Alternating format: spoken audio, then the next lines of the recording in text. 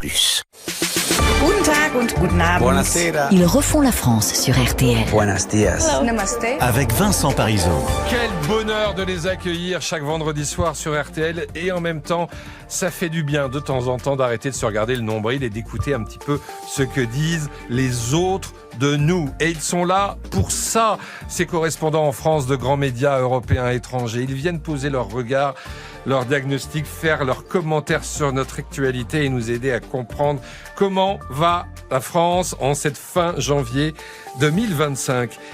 Et ils sont nombreux ce soir autour de la table. Il y a des journalistes venus d'Allemagne, d'Italie, de Grande-Bretagne, d'Espagne et de Belgique. Alors bonsoir Léo Klim. Bonsoir, guten Abend Vincent. Voilà, bonsoir en allemand puisque vous êtes le correspondant à Paris pour Der Spiegel. Bonsoir Alberto Toscano. Buonasera a te e a tutti. Voilà, on ne vous présente plus, grand journaliste et écrivain italien, évidemment. On va entendre parler français. Bonsoir en français grâce à Joël Meskens, venu de Belgique. Bonsoir Joël. Bonsoir Vincent, bonsoir à tous. Correspondante à Paris du journal Le Soir. Good evening, Philippe Turle. Hello, good evening and welcome. Journaliste britannique, évidemment, chroniqueur international à France 24, et j'accueille avec grand plaisir également, en espagnol dans le texte, Juan José Dorado. Muy bien, buenas tardes a todos. Oh, j'adore ça. Jusqu'à 20h, Ils refont la France avec Vincent Parisot. On peut voir la situation de deux manières. En effet, on peut se dire que c'est une prise de conscience tardive, peut-être, c'est le cas. Mais en revanche, on est les premiers à l'échelle de l'Union européenne. On est aussi précurseurs. Et donc, comment est-ce qu'on fait pour, dans le droit national, reprendre, entre guillemets, le contrôle de la vie de nos enfants, du quotidien de nos enfants ? Eh bien, il me semble que cette interdiction, c'est la seule solution qu'on peut trouver pour reprendre ce contrôle. On est les premiers en Europe, mais on est les premiers à quoi ? Parce qu'elle ne l'a pas dit, Laure Miller, cette députée Renaissance qui portait cette proposition de loi dont on a beaucoup parlé cette semaine. Il s'agit d'interdire les réseaux sociaux aux moins de 15 ans. Alors, moi, je suis le seul Français autour de cette table. On est les premiers à le faire. Est-ce que, d'une certaine manière, vous nous enviez? Est-ce que vous estimez qu'on a raison de faire ça en France? Et est-ce que ça fait débat dans vos pays respectifs? Qui veut intervenir en premier? Juan José. Alors, vous êtes les premiers, vous n'êtes pas les seuls. Puisqu'il y a d'autres pays qui, depuis aussi des longs mois, travaillent sur l'interdiction des réseaux sociaux au moins de 15 ans. C'est le cas de l'Espagne, qui a déjà approuvé une première loi qui permet l'accès au réseau, mais pas avant 16 ans. Ouais. Et loi qui va être complétée dans les mois à venir. C'est pour ça que l'Espagne a un regard très intéressé sur ce que vous faites en France, puisque, encore une fois, vous êtes les premiers, mais pas les seuls. Et l'Espagne, vous savez, on a fait une récente étude qui montre qu'un enfant, un adolescent, regarde son portable tous les 7 minutes. Ouais. Non, mais les études sont absolument catastrophiques. Et ça, je pense, quels que soient les pays. Après, il y a la loi, il y a l'esprit de la loi, et puis après, il y a la mise en œuvre technique. Et là, c'est une autre histoire. On voit bien, par exemple, qu'en Australie, qui a déjà mis en œuvre cette mesure pour les moins de 16 ans, là-bas. C'est un peu plus compliqué. Qu'en disent nos amis belges, Joël Meskens? Ils sont intéressés parce que, effectivement, on dit toujours, il y a un proverbe qui dit quand la France tousse, la Belgique éternue. Donc on s'intéresse toujours à ce qui se passe ici et les débats surgissent toujours avec un petit peu de retard chez nous. Parfois c'est dans l'autre sens, mais enfin en tout cas on s'observe de très près. Et ça suscite de l'intérêt, et puis aussi ça suscite de l'intérêt politique au-delà du sujet même des réseaux sociaux, en ce sens que on a parlé pendant des mois et des mois d'immobilisme en France, et là on a quelque chose qui change la vie. On dit toujours que l'impuissance politique, on ne peut plus rien faire, etc. Et bien là, on a pris une décision qui va changer de très près la vie de milliers de familles. Donc c'est très important. Donc quand le Parlement veut, eh bien il peut. Ce texte a été voté à l'exception de la France insoumise. C'est un peu facile parce que là, on a l'impression que tout le monde est assez d'accord. Alors vous parlez de l'exception. Oui, mais justement, il y a des consensus pour lesquels la population est demandeuse aussi. Il faut suivre aussi les aspirations justement des citoyens. Il y a d'autres sujets comme cela. Cette semaine aussi, on a voté la fin de l'obligation devoir conjugal. Il y a la loi sur la fin de vie qui revient à l'Assemblée nationale. Il y a des sujets qui sont dans l'opinion publique consensuels. Assez transpartisans. Et dont les politiques peuvent s'emparer et sur lesquels ils peuvent aboutir. C'est ce que la conclusion de ce débat sur les réseaux sociaux. Même si on entend déjà des voix s'élever sur le moyen de contrôler cette majorité de 15 ans, certains estimant que les moyens qui seront mis à disposition seront liberticides. Mais ça, peut-être que ça fait aussi débat chez vous. Je vous vois opiner du chef, mon cher Alberto Toscano. Est-ce que c'est un débat qui agite l'Italie, ça aussi, les réseaux sociaux? Oui. Et aujourd'hui, la limite en Italie est 14 ans. Oui. Et donc, il s'agit d'augmenter à 15 ans cette limite pour l'utilisation des réseaux sociaux sans le consensus de la famille. Donc, à partir de 15 ans, c'est l'adolescent, le jeune, pourra, sur la base d'un projet de loi qui est actuellement en discussion au Parlement et qui a déjà fait plusieurs pas en avant, dont il n'y a pas que la France, il n'y a pas que l'Espagne, on est plusieurs en Europe. On est en train de découvrir que ça bouge un peu partout. À réfléchir sur le même sujet. Il est fort probable que dans les prochains mois, l'Italie adoptera la même mesure dont on parle aujourd'hui en France. On est peut-être en train d'avoir une espèce d'unanimité européenne, ce qui n'est pas si fréquent par les temps qui courent. Alors là, je vais parler de l'Europe, mais vous n'y êtes plus dans cette Union européenne. Je vous rappelle qu'on est toujours en Europe, mais on n'est pas dans l'Union européenne, voilà. Parce qu'on n'a pas déménagé pour aller à côté des États-Unis. Géographiquement, ça c'est certain, et on ne pourra pas vous bouter beaucoup plus loin. Mais j'ai une excellente nouvelle, parce qu'on est en train de suivre la France dans le même débat, et la Chambre des Lords, qui est équivalent au Sénat en France, vient de passer un projet de loi pour interdire les réseaux sociaux aux moins de 16 ans. Mais le problème maintenant, c'est que la Chambre des communes, donc qui est l'équivalent de l'Assemblée nationale à Paris, est en train de se poser la question, on va pas peut-être aller plus loin pour le moment, il faut qu'on regarde ce qui se passe en Australie. Parce qu'en Australie, c'est là où la loi a été passée. De quelle manière est-ce que ça va s'opérer là-bas? Comment ils vont faire pour interdire ces réseaux sociaux? Parce que c'est pas une mince affaire pour empêcher les jeunes d'y aller. Je dis toujours, si on a un problème avec son téléphone, avec sa télévision, avec une radio, avec n'importe quelle chose, il faut demander à un enfant de 15 ans et lui, il va pouvoir le réparer tout de suite. J'aimerais bien qu'ils viennent pour l'ordinateur de ce studio, d'ailleurs. Voilà, exactement. Donc, ils vont pouvoir le contourner et donc, il faut trouver une solution qui va pour tout le monde. Mais sur le fond, je pense que tout le monde est d'accord, il faut faire quelque chose parce que les jeunes, ils ont plus de problèmes à l'école, ils se parlent moins, ils lisent plus de livres, ils se communiquent plus entre eux, ils sont tout le temps scotchés sur leurs écrans. Et c'est une très mauvaise chose pour la santé mentale pour les moins de 15 ans, et même les plus de 15 ans d'ailleurs. Mais au moins, il faut redonner la jeunesse, l'enfance à ces enfants et pas leur donner l'occasion de toujours être devant leurs écrans. Je pense que ça passera en Grande-Bretagne. Je pense qu'on est dans la même situation, le même cas de figure qu'en France. Et c'est vraiment un débat qui vient, peut-être un débat qui aurait dû déjà venir il y a longtemps. Et peut-être grâce à l'Australie qu'on est tous en train de parler de ça aujourd'hui. Ouais, et il y aura un autre effet qui sera peut-être là plus diplomatique parce que ces réseaux sociaux, ils sont à très très très très grande majorité, si ce n'est pas l'unanimité des réseaux américains. Mais ça, on va y venir dans un instant. Qu'en dit-on en Allemagne? Est-ce que ça fait débat aussi cette histoire? Et est-ce qu'en Allemagne aussi, on veut interdire les réseaux sociaux aux moins de 15 ou 16 ans? Alors le débat ne fait que commencer et on suit de près en fait ce que fait la France là-dessus effectivement qui est précurseur.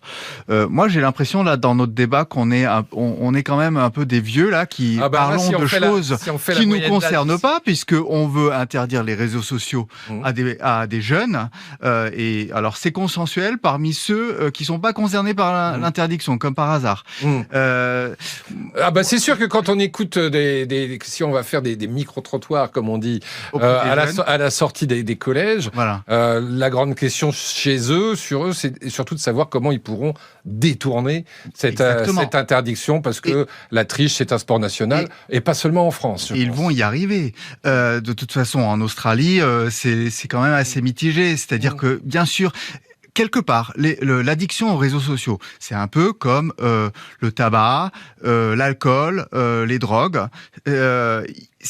On peut les interdire, bien sûr. Mais ensuite, dans les faits, qu'est-ce qui va vraiment être efficace? C'est l'éducation à la responsabilité et l'exemple montré par les parents notamment, parce que c'est quand même là un peu que le bas blesse. On voit beaucoup d'adultes rivés sur leur smartphone. Hier encore, je voyais une jeune mère, ça aurait pu être un père, qui poussait une poussette. Elle avait son bébé en face d'elle, mais elle le voyait pas en fait, parce qu'elle regardait son smartphone. À côté d'elle, à sa main, un jeune enfant qui marchait et qui s'est littéralement pris un poteau de lanterne parce qu'elle regardait son smartphone. Après, le problème des addictions, je sais pas, il est quand même beaucoup plus sérieux sur des cerveaux en construction. Je sais pas. Alors, à ce propos, les pédopsychiatres expliquent qu'en fait, on peut bien expliquer aux enfants en âge de primaire comment les risques des réseaux sociaux en âge de primaire.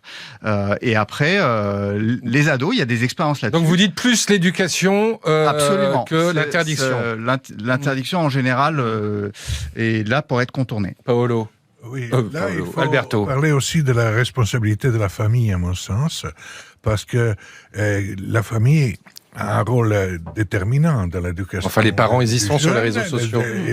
Mais à partir de 15 ans, sur la base des futurs projets de loi italiens, l'adolescent n'a pas besoin de l'autorisation de la famille pour accéder aux réseaux sociaux, tandis que jusqu'à 13 ans aujourd'hui, jusqu'à 14 ans demain, cette autorisation sera nécessaire. Mais de toute façon, la famille doit répondre, dans certains cas, devant éventuellement la justice du comportement qu'elle a devant la relation entre l'enfant et les réseaux sociaux. Je pense, Philippe Turle. Pour terminer ce débat, si vous voulez, je pense qu'on est tous d'accord autour de la table, il faut faire quelque chose. Là, est allé tellement loin cette situation que c'est l'enfance qui souffre. Là où je pense qu'il est nécessaire de souligner qu'il se passe dans tous nos pays respectifs, c'est qu'il faut que ce soit le gouvernement qui décide. On ne peut pas demander aux parents d'interdire les réseaux sociaux à leurs enfants, parce que les enfants vont dire, ben oui, mais mon camarade de classe, lui, il a accès, moi j'ai besoin d'avoir un accès aussi. Il faut que ce soit une interdiction pour tout le monde, au même niveau, qui va en plus aider les parents à dire tout le monde est interdit, toi tu ne peux pas l'avoir, comme tes camarades de classe ne peuvent pas l'avoir, et donc malheureusement il faut que tu attends à avoir tes 15 ou tes 16 ans pour pouvoir y accéder. Là on va aller d'une façon plus forte, donc c'est un pas nécessaire pour aider les jeunes à se développer sans les réseaux sociaux, mais il faut y aller ensemble. Juan Dorado, le mot de la fin. Juste, n'oublions pas que de toute façon, ça fait longtemps qu'on a commencé à faire ça, puisque nous avons déjà interdit, en France c'est le cas aussi, c'est le cas en Espagne, le portable dans les écoles. On a commencé par les écoles, ces 2 dernières années en Espagne. Aujourd'hui, c'est un pas de plus avec les réseaux sociaux, mais l'éducation viendra après. Mais on continue à travailler là-dessus, et ce n'est pas aujourd'hui qu'on a découvert ce problème. Prise de conscience, mais on l'a compris, c'est pas qu'en France, même si visiblement on sera les premiers à le faire en Europe, toute l'Europe prend conscience de cet énorme problème. On marque une pause et puis dans un instant, on va parler de ces lunettes qui ont fait l'actualité pendant 15 jours quand même. À tout de suite. RTL. Ils refont la France. Avec Vincent Parisot. RTL. Il est 19h30. Ils refont la France sur RTL. Avec Vincent Parisot. Et je vous l'avais dit, Alban Le Prince est de retour pour nous rappeler l'essentiel de l'info. Le protoxyde d'azote ou gaz hilarant identifié comme nouveau fléau après la publication aujourd'hui des chiffres de la mortalité routière. Ils repartent à la hausse sur l'année 2025 avec 3513 tués sur les routes. Une augmentation de 2,1% dans l'Hexagone et même 6% en Outre-mer. Elle avait donné un produit ménager à base d'acide à un bébé qui en est décédé. Une ancienne employée de crèche condamnée à 30 ans de prison en appel ce soir, une peine plus lourde qu'en première instance puisque la cour d'assises de l'Ain a estimé qu'elle avait volontairement donné la mort à la petite Lisa. Les Iraniens veulent un accord avec les États-Unis, c'est ce qu'affirme Donald Trump ce soir. Le président américain qui a annoncé avoir lancé un ultimatum à Téhéran sans en préciser le délai. Et puis du foot, ce soir, début de la 20e journée de Ligue 1, Lens, 2e du classement, reçoit Le Havre. Une rencontre à vivre en direct et en intégralité dans RTL Foot à partir de 20h. Le coup d'envoi, lui, est à 20h45. Et vous serez là à 20h, évidemment, Alban, pour un nouveau flash d'actualité. À tout à l'heure. Vincent Parisot. Ils refont la France sur RTL. Tout a commencé à changer parce que le lendemain du sommet de Davos, j'ai commencé à recevoir plein de coups de fil. La fréquentation du site internet s'est envolée, c'était incroyable. On a vendu plus de 500 paires en une semaine, on sera bientôt à 1000. C'est ce qu'on fait en un an dans notre site de Lons-le-Saunier en France, pour vous dire. Nos lunettes sont considérées aujourd'hui comme un symbole de protestation. C'est pour ça qu'on nous les achète.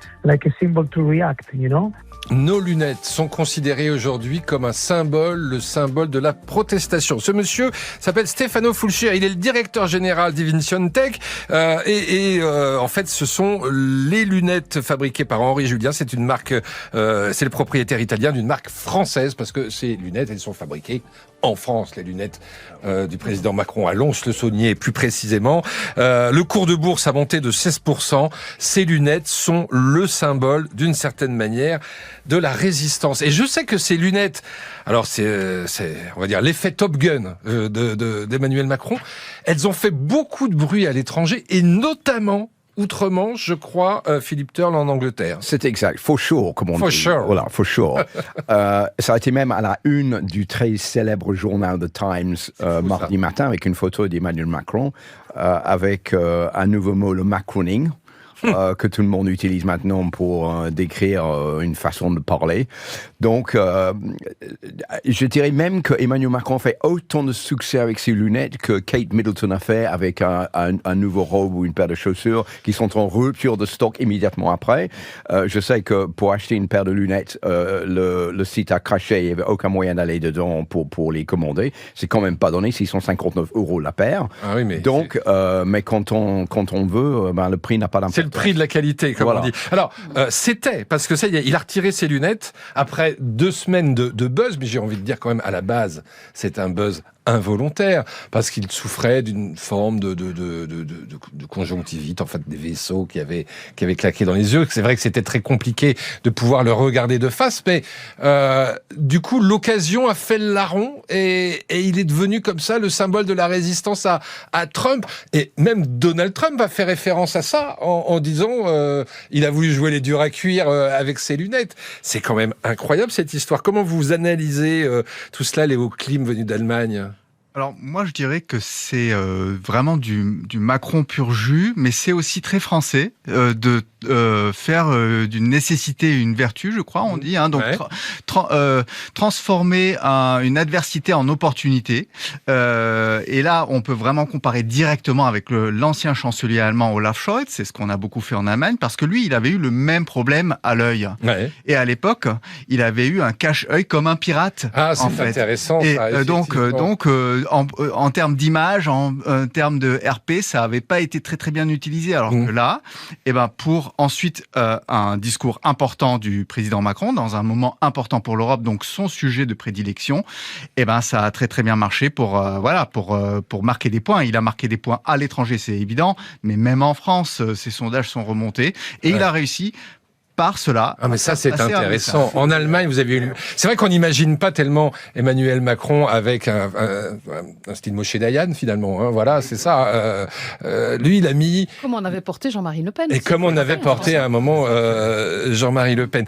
C'est très français. Quand à l'instant, notre ami Léo Klim disait c'est très français, je vous ai vu opiner du chef également, Joël Meskens. Il y avait un petit côté frime quand même aussi dans... Oui, bien sûr. Il y a aussi, on ne peut pas dire que c'était involontaire, parce qu'il y a eu le choix des lunettes à partir du moment où il a ce problème de santé. Il y a le choix des lunettes. Donc il a choisi effectivement quelque chose qui disait, c'est une stratégie de communication qui disait quelque chose, on a dit effectivement la stratégie Top Gun. Il a choisi un produit français, ça disait aussi quelque chose.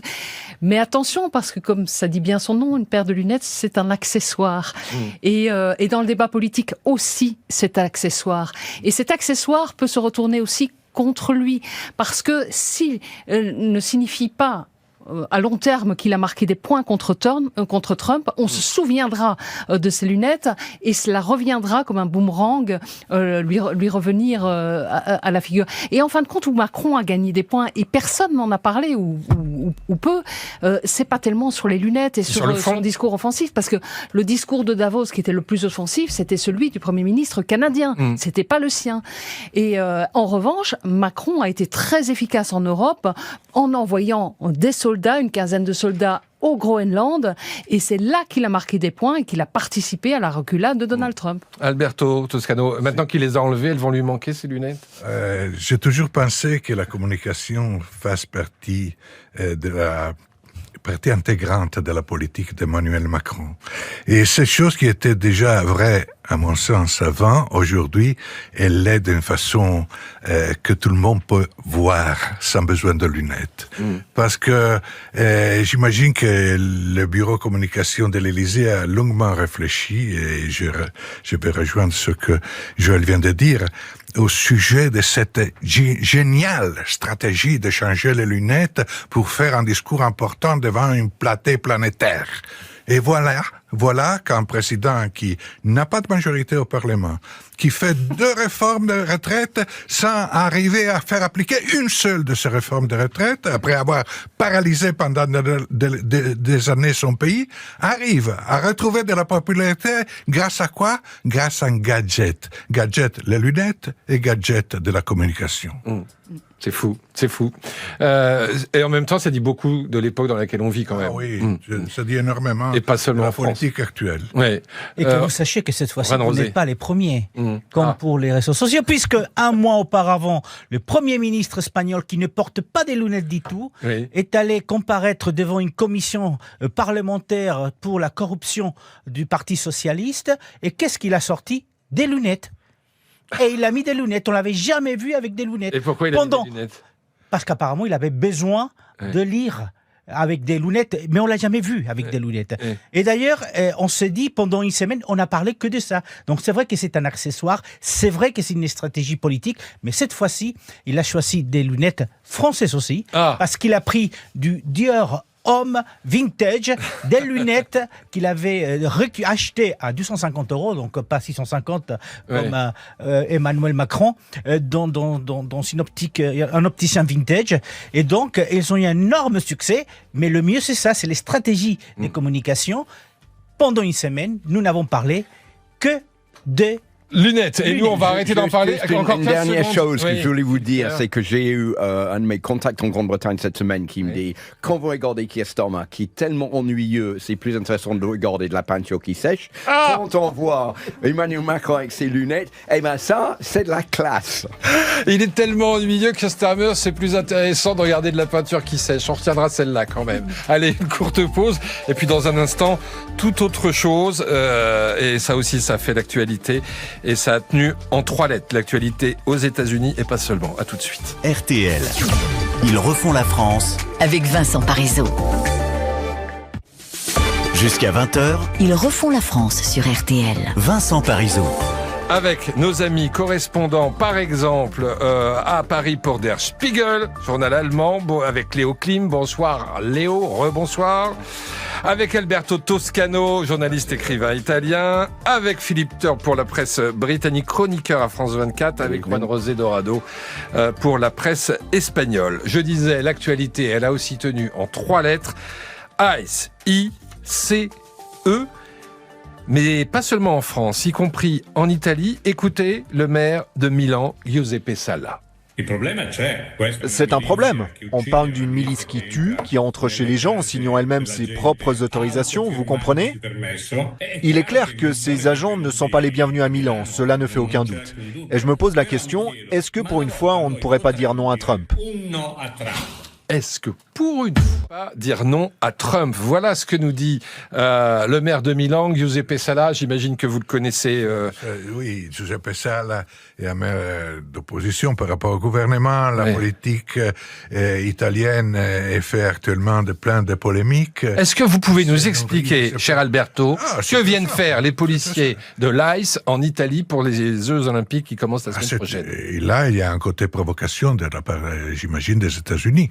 Parce que de quoi on a besoin d'une unité spécialisée dans le contrôle des frontières pour la protection des athlètes et des personnalités américaines qui assisteront dans une semaine, disons-le, parce que c'est quand même une partie fondamentale de l'information aujourd'hui. Dans une semaine, à Milan, il y aura l'inauguration des Jeux Olympiques d'hiver. C'est un grand moment pour l'Italie et pour la communauté internationale. Or, les Américains ont choisi d'envoyer, entre autres, des agents de cette unité si contestée, et justement si contestée aux États-Unis. Ça veut dire que Giorgia Meloni, il savait, Donald Trump, que Giorgia Meloni ne pouvait pas dire non. Le gouvernement italien a parlé de ça, évidemment, avec les autorités diplomatiques américaines qui ont garanti que leur rôle sera uniquement celui de par rapport à la délégation américaine. Heureusement, j'espère bien. Parce qu'ils disent, bien évidemment, l'ICE ne mènera pas d'opération en matière d'immigration en Italie. Ça, c'est vraiment le minimum. Voilà la situation. Oui. Je vous vois réagir, Léo Klim. Oui, pour l'Allemagne. Je pense qu'il faut quand même préciser qu'il ne s'agit pas d'agents armés pour l'ICE qui vont être détachés en Italie.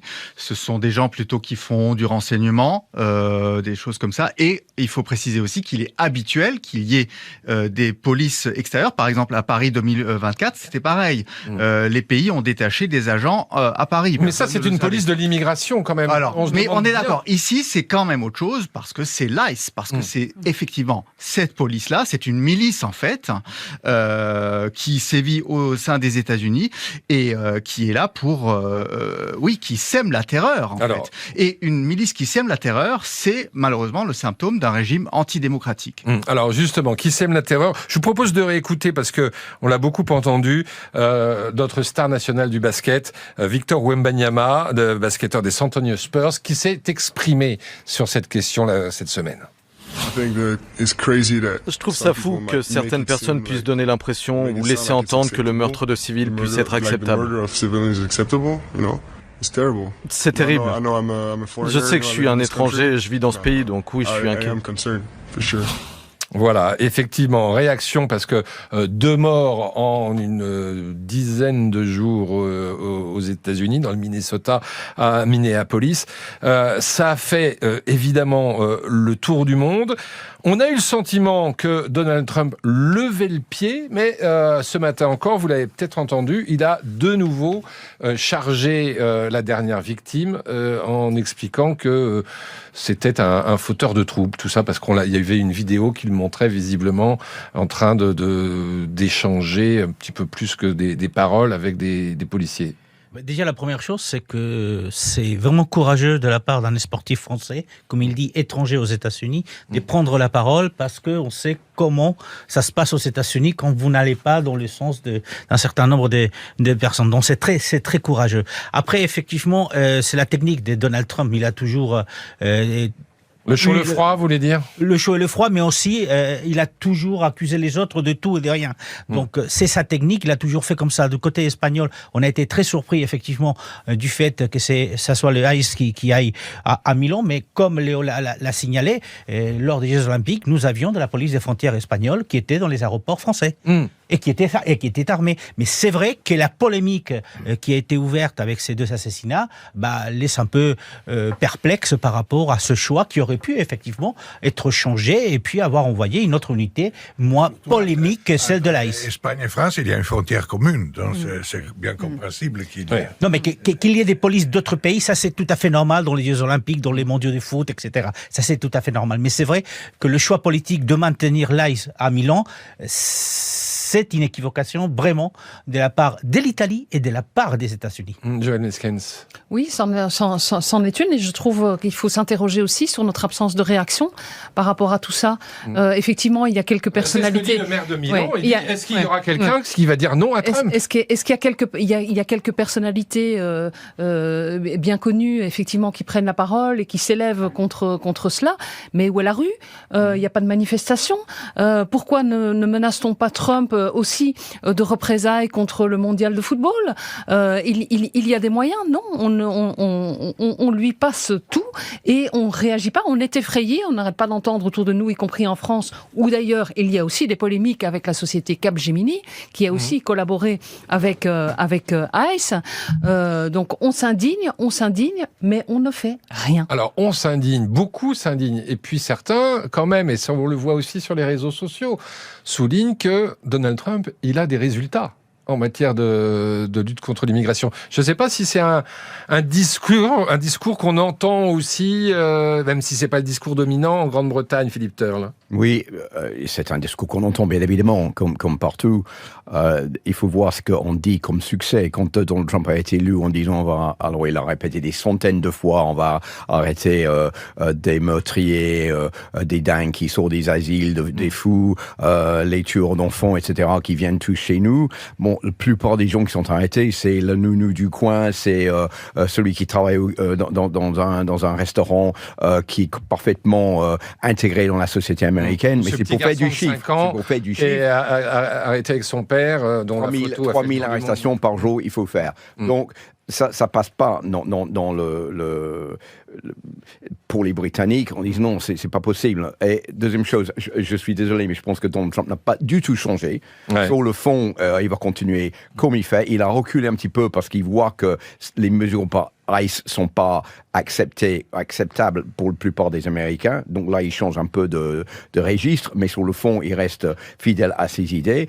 Concernant l'Italie, je pense que cette décision a été prise d'envoyer ICE bien longtemps avant qu'on se rende compte de quoi il s'agit, ICE. Et maintenant, c'est trop tard, mais je pense que le moment est venu de se rebiffer. On a déjà vu vis-à-vis du Groenland, face à Donald Trump, il a reculé. Maintenant, peut-être que l'Europe peut se réunir de nouveau pour dire non à Donald Trump, parce qu'on voit que quand on est nombreux, quand on est ensemble, même les Britanniques avec l'Union européenne, avec qui on commence à avoir des liens un petit peu plus proches, heureusement.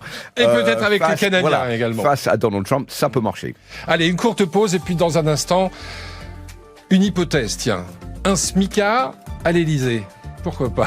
À tout de suite. Jusqu'à 20h. Ils refont la France avec Vincent Parisot.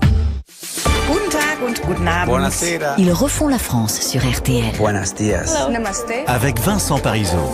Vous savez, je suis un député qui se paye au SMIC. Eh bien, comme président de la République, ça sera pareil, ça sera le SMIC. Voilà, François Ruffin, ex-LFI, vous le savez, député de la Somme, candidat à l'élection présidentielle, et il le dit, moi, si je suis élu à l'Élysée, eh ben, ça vous coûtera le SMIC. En substance, eh bien, on en parle avec nos amis Léo Klim, Alberto Toscano, Joël Meskens, Philippe Turle et Juan José Dorado. À qui je vais poser la question en premier? Tiens, à Alberto, dites-moi. Il est populisme. Voilà, c'est la question. Il n'est pas en train de verser dans le populisme, là, François Ruffin? Mais évidemment. Ouais. C'est pas comme ça qu'on va résoudre les problèmes. Et alors, pourquoi mettre... Si on met Bernard Arnault à l'Élysée, lui, il acceptera sans doute le SMIC. Si on met une personne normale, aura besoin de... Ben, on a eu un président normal. Enfin, il se faisait appeler comme ça. François Hollande. De gagner pour vivre, parce qu'il y a... Qu'est-ce que c'est ça? C'est pas comme ça qu'on résout les problèmes. C'est si simple que ça. On résout les problèmes seulement comme ça, quand toute la politique est basée sur la communication, sur des polémiques stériles et sur pas beaucoup d'autres choses. Léo Klim, qu'est-ce que vous en pensez? Écoutez, le président de la République française, il est nourri, logé, blanchi. Ouais. Il a pension complète. Pas toujours blanchi. Il n'a aucune dépense, en vrai.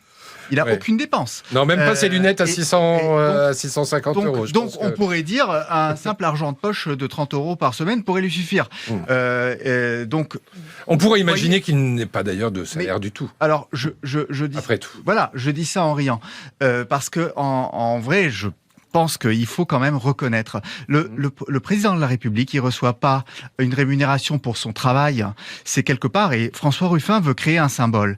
Et ben, le symbole, il est aussi dans la reconnaissance de ce que fait cette personne à la tête de l'État.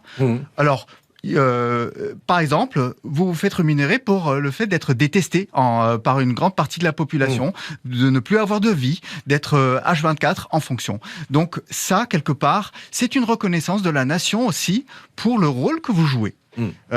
Et c'est un peu comme ça qu'il faut le voir. Alors, disons combien il reçoit, c'est 16 000 euros, le président français. Le chancelier allemand, c'est 22 000 euros. Et ben, j'estime que les deux ne sont pas surpayés pour ce qu'ils subissent.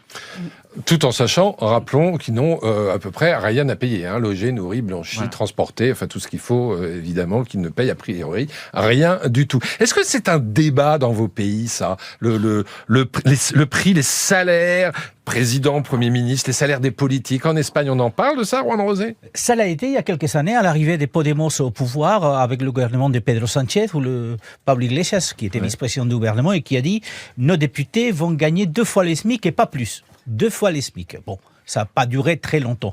Mais, vous savez, le président espagnol est certainement beaucoup moins payé que l'allemand, beaucoup moins payé que le français, puisqu'il doit gagner autour de 8 000, 9 000 euros par mois, ce qui n'est pas en soi. Mais qu'est-ce qu'il fait, le président espagnol? La même chose que le président français.